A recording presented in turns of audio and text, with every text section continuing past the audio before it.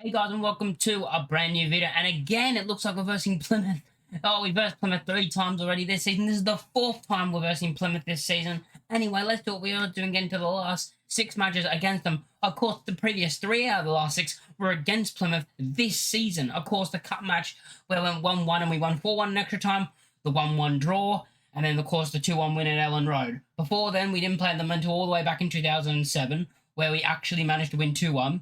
Before then, it was a 2-1 win as well in 2006, and 2006 again was a 0-0 draw. So in the last 6 meetings, 2 draws, 4 wins for us, 11 goals for us, 5 goals for them, 15 yellow cards for them, 7 for us, and it just looks like all Leeds United. You look at their previous 6 games, and Plymouth haven't done poorly, 2 wins and 2 draws, 2 losses, pretty even in the last 6 games, 2 wins, 2 draws, and 2 losses, they're even as you can get.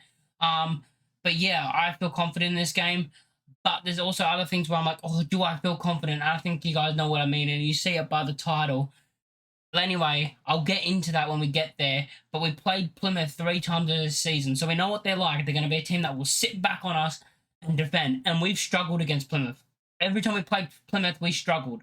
With the game we won 2-1 even, we struggled in that game.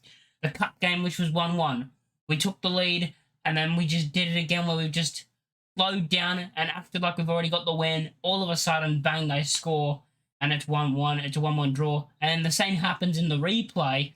We were 1-0 up, and then all of a sudden they score from a set piece to send it into extra time.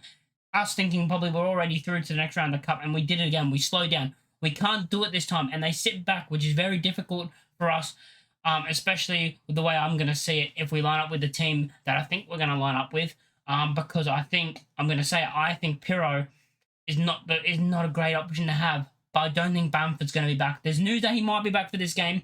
But what I'm going to do is I wouldn't play him because I want him to be fully fit and ready to play a Leicester.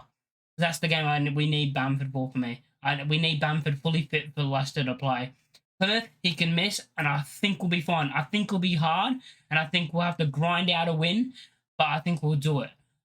With Plymouth, with Pirro up front, we're going to struggle a bit more. I know he had a good game against Swansea, but look how open Swansea were. I mean, you can't compare the two teams. You can't compare how they're both going to play, and Pirro's going to play good because he played good against Swansea, because Plymouth play completely different in the way they play.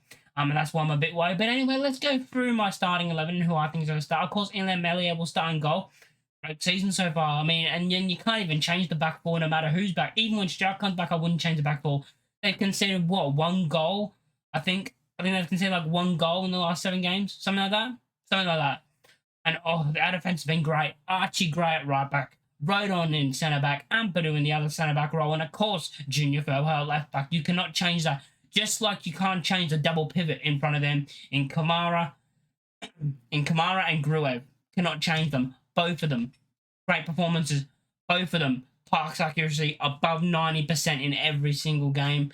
For Gruev every single game. And I think recently in the last 2 or 3 games, Kamara's done the exact same thing of above 90% pass accuracy.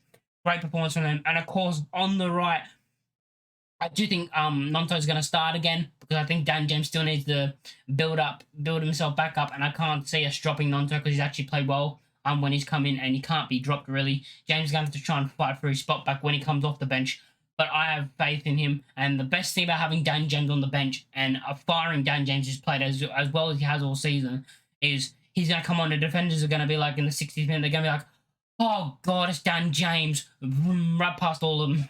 Anyway, then we're going to go to the other wing. Of course, you can't drop the best player in the championship, Crescencio Somerville. And then in the 10, of course, you can't drop the most skillful player, the silkiest player in the championship, Jorginho Rutter.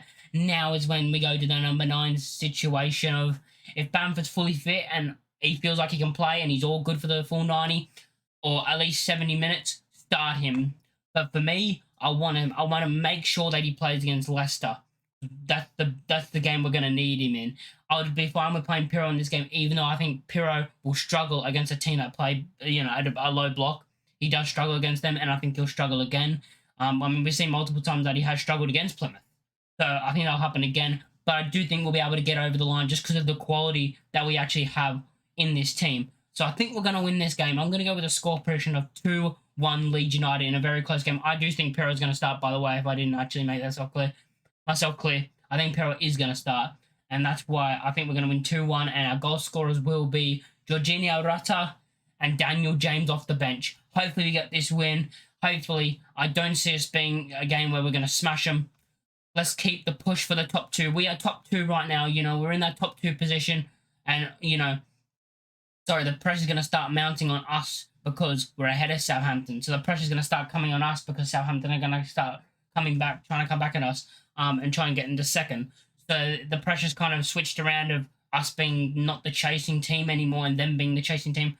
But I'm confident in this game. I think we'll beat Plymouth, and I hope we don't do what we've done in the last 3 games, and that's go 1-0 up, think we've won the game, and then our performances just drop and we let them in and they score, and then you're like, oh no. Because I'm pretty sure the first game as well of this against Plymouth, the first game against Plymouth is the game where we were 2-0 up and we just acted like we've already won the game, and all of a sudden we conceded 1 goal, and then it was like nail-biting territory for the last 5 minutes or whatever. But I'm happy for this game. Think we're going to win 2-1. Come on, Leeds. Leave your score prediction in the comment section down below. If you like the video, make sure to like, comment, and subscribe if you are new. And I'll catch you boys in the next one. Peace.